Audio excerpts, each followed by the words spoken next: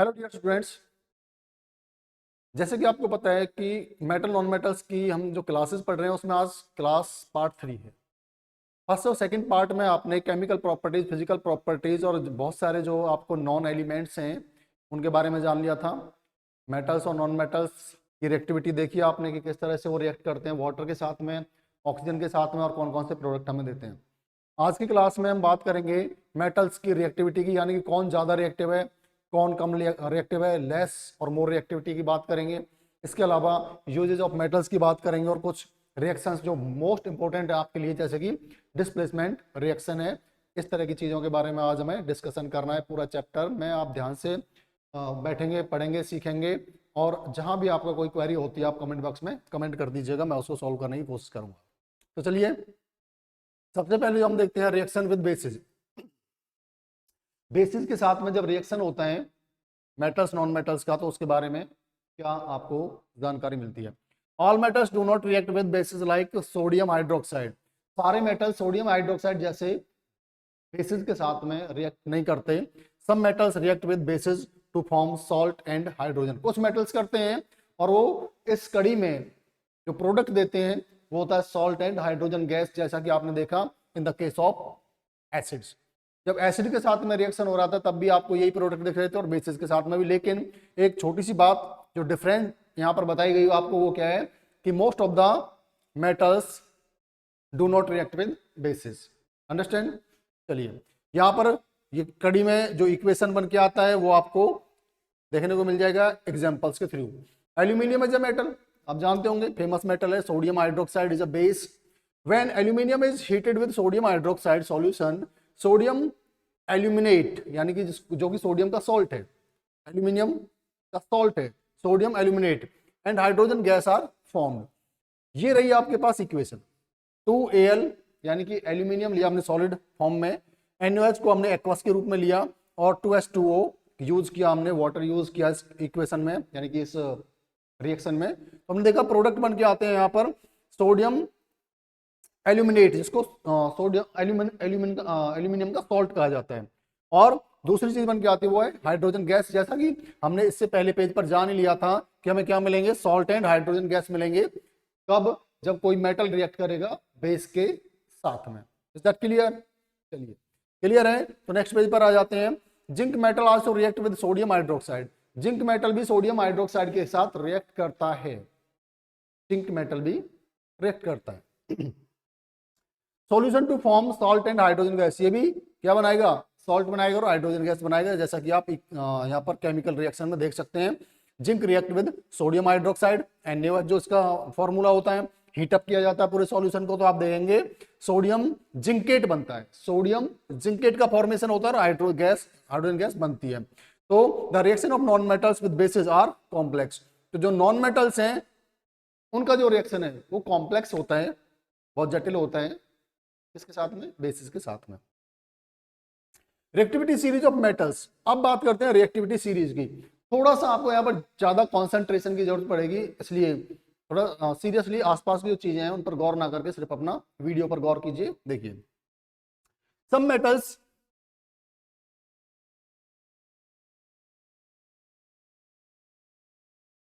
Metals are very reactive where is other metals are less reactive और unreactive. शुरुआत में ही chapter के कुछ पार्ट्स में बीच में आ चुका है कि सोडियम और पोटेशियम जो होते हैं वो सबसे ज्यादा रिएक्टिव मेटल्स होते हैं। उनकी रिएक्टिविटी दूसरे मेटल्स के मुकाबले बहुत ज्यादा है, थोड़ी ज्यादा नहीं कह सकते, बहुत ज्यादा है।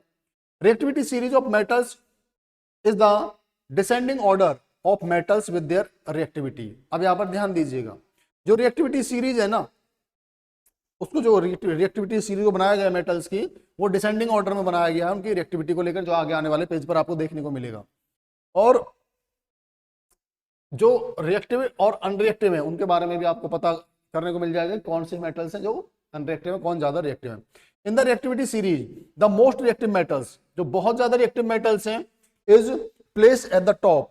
जो बहुत ज्यादा रिएक्टिव है वो टॉप पर रखे गए हैं, and the least reactive metals place in the bottom, और नीचे रखे गए हैं जो कम रिएक्टिव मेटल्स हैं।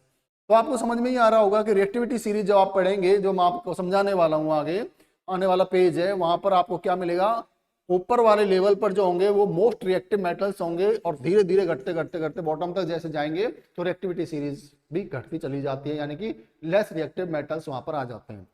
तो चलिए पेज पर ही पहुंच जाते हैं सीधा, वहीं से चर्चा करेंगे। सबसे ऊपर आप क्या देख पा रहे हैं, एक सिंबल मिला आपको के, और के सिंबल है पोटेशियम का। तो यहां से एक बात साबित हो गई, the most reactive metal is potassium, symbol is के। आपके सामने सारी बात लिखी हुई है, मोस्ट रिएक्टिव। तो एक दिमाग में बिठा लीजिएगा एक बात को कि कभी भी क्वेश्चंस आ सकते हैं आपके सामने इस तरह के, मोस्ट रिएक्टिव का या लेस रिएक्टिव का या कंपैरिजन का। 4 ऑप्शंस दे दिए आपको और उनमें से पूछ लिया कि which is the most reactive metal, following में से कौन सा सबसे ज्यादा रिएक्टिव है, तो ये आपसे पूछ लिया जाएगा। तो आप क्या करेंगे, ये सीरीज आपको याद रखनी होगी, या फिर अगर आप बहुत बेहतर से पढ़ चुके हैं, आप पीरियडिक टेबल को बहुत अच्छे से जानते हैं, तो आपको कोई दिक्कत होने वाली नहीं है। लेकिन 8th स्टैंडर्ड तक, 7th स्टैंडर्ड तक के जो बच्चे होते हैं उनको पीरियडिक टेबल उतना अच्छा पता नहीं होता, इसलिए आप बेहतर ये रहेगा कि जो ये मैंने आपके सामने कुछ यहाँ पर मेटल्स के नाम दिए हैं, उनकी रिएक्टिविटी सीरीज दी है, इसका आप एक स्क्रीनशॉट लेकर अपने पास रखें और इनको लर्न कर लें। ये मोस्ट इफेक्टिव रहेगा, एक क्वेश्चन आपका यहाँ से सोल्व हो जाता है। दूसरे नंबर पे सोडियम आता है, पोटेशियम के बाद सोडियम का नंबर आता है रिएक्टिविटी सीरीज में, then calcium, magnesium, aluminium, zinc, iron and PB यानी कि लेड, शीशा जिसको आप कहते हैं। बट ये शीशा कांच नहीं होता, कई बार शीशा नाम लेती है आपके दिमाग में कांच आता है, वो नहीं। हाइड्रोजन जो कि एक नॉन मेटल है, इसको यहां पर रखा गया है। इसकी रिएक्टिविटी दिखाना इसलिए जरूरी है क्योंकि इन मेटल्स के बाद नॉन मेटल्स का, अगर हम नॉन मेटल्स की रिएक्टिविटी की बात करें तो वो कहीं ठहरते नहीं है इनके मुकाबले में, लेकिन हाइड्रोजन ऐसा नॉन मेटल है जो रिएक्टिविटी में इनसे कहीं ना कहीं थोड़ा सा कॉम्पीट करता है। उसके बाद कॉपर आता है, then mercury, then silver, then gold. तो आप जानेंगे कि गोल्ड बहुत कम रिएक्टिव है। कैसे पता चलता है, आपने देखा होगा गोल्ड के ऑर्नामेंट्स बनाए जाते हैं, आभूषण बनाए जाते हैं, और वो लंबे समय तक ना उन पे कोई जंग लगता है ना कोरोइड होते हैं, तो इससे समझ में आता है कि ये बहुत कम रिएक्टिव है। और अगर इसको आप ओपन छोड़ दें इन दो को एयर में तो बर्निंग शुरू कर देंगे आपकी आंखों के सामने ही। इसका मतलब क्या है, ये बहुत ज्यादा रिएक्टिव है। तो गाइस उम्मीद करता हूं ये टेबल आपके काम आएगी और आपने इसका स्क्रीनशॉट ले लिया होगा। डिस्प्लेसमेंट रिएक्शन को जानेंगे नहीं तो आप फिर आगे आपको पढ़ने में मजा आने वाला नहीं है। डिस्प्लेसमेंट रिएक्शन, वैसे भी आप जानते होंगे डिस्प्लेस का मतलब क्या होता है, किसी भी चीज को एक जगह से दूसरे जगह पर पहुंचा देना डिस्प्लेसमेंट होता है। और यही काम हमारे जो एलिमेंट्स हैं वो कैसे करते हैं वो जानेंगे हम इसमें। A chemical reaction in which more reactive metal, गौर करिएगा यहां पर, अगर आप केवल चीजों को रटते हैं ना तो आप पढ़ नहीं रहे हैं, बस आप क्या कर रहे हैं, सिर्फ आपका फोकस इस तरह से है कि किसी तरह से हम एग्जाम पास कर जाएं, पेरेंट्स को दिखा दें पास हो गए। आपका काम ना पेरेंट्स को दिखाना है पास होना, ना टीचर्स को दिखाना, आपका काम है सीखना चीजों को, ताकि आपके आने वाले लाइफ में वो काम आ सके, प्रैक्टिकली आप उनका यूज कर सकें। एक chemical reaction in which more reactive, जिसमें क्या होगा, एक ज्यादा रिएक्टिव मोर रिएक्टिव मेटल एक लेस रिएक्टिव मेटल को क्या करेगा, डिस्प्लेस कर देगा किसी साल्ट सॉल्यूशन में से, डिस्प्लेस करेगा, उसको हटाकर खुद उसकी जगह पर आ जाएगा। This is called displacement reaction. यहां पर आपको देखता है कि एक एक्टिविटी आपको दिखा रखी है, adding iron nails to copper sulphate solution. आपने क्या किया, कॉपर सल्फेट जो सॉल्यूशन है वो ब्लू कलर का था, यहां पर हम कह सकते हैं आप थोड़ा पर्पल कलर का है, ब्लू कॉपर सॉल्यूशन है जिसमें आपने आयरन नेस डाल दिए। अब हमने दो मेटल्स यहां पर इस्तेमाल किए, कॉपर एंड आयरन, और रिएक्टिविटी सीरीज से आपको पता चल गया होगा कि iron is more reactive than copper, ये कॉपर का सॉल्यूशन है, कॉपर सल्फेट है। कॉपर सल्फेट क्या हो गया, एक सॉल्यूशन हो गया और कंपाउंड हो गया। अब अगर आयरन इससे ज्यादा रिएक्टिव है तो ये क्या करेगा, कॉपर को डिस्प्लेस करेगा इस सॉल्यूशन में से।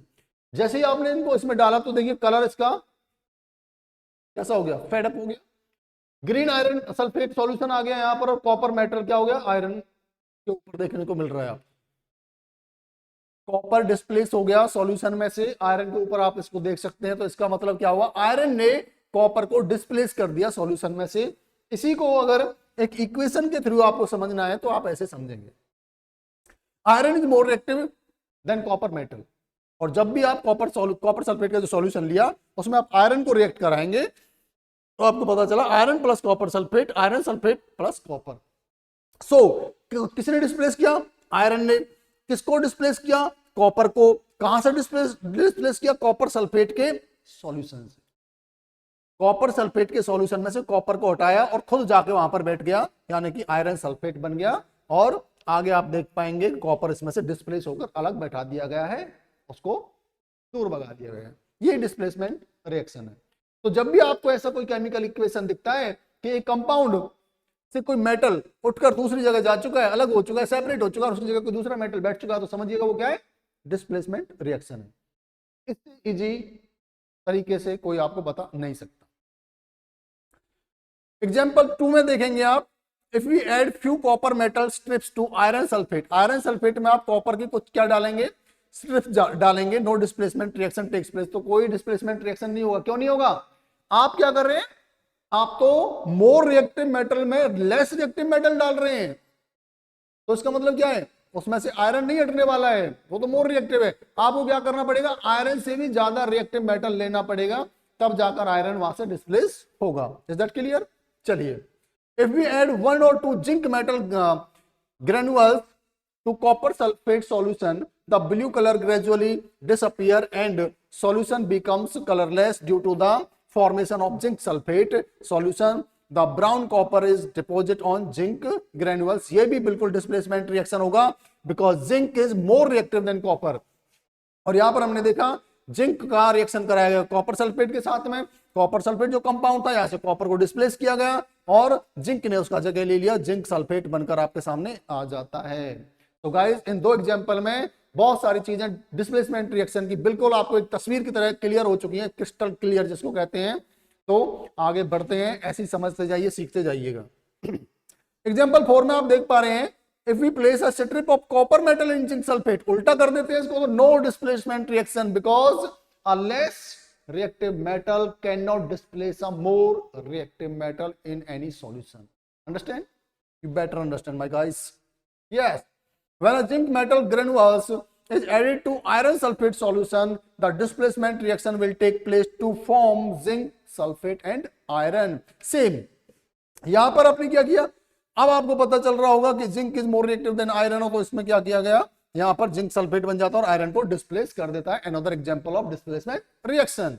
चलिए, और यहां पर आप देखेंगे कि यहां भी कोई डिस्प्लेसमेंट रिएक्शन नहीं होगा। अगर आप आयरन को लेते हैं और जिंक जो कि कम, जो कि एक ज्यादा रिएक्टिव है, वो उसका सॉल्यूशन है, तो उसमें से वो डिस्प्लेस होने वाला नहीं है। अब करते हैं हम बात usages of metals and non metals की।